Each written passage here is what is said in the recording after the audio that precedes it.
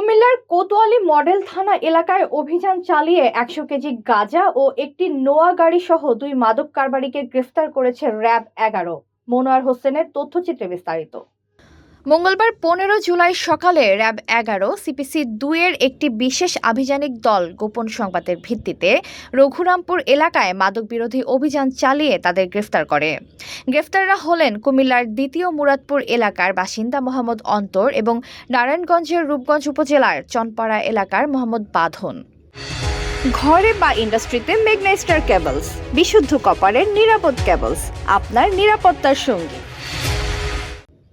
RAB জানায়, অভিযানে তাদের হেফাজত থেকে ১০০ কেজি গাঁজা এবং মাদক পরিবহনে ব্যবহৃত একটি নোয়া গাড়ি জব্দ করা হয়েছে।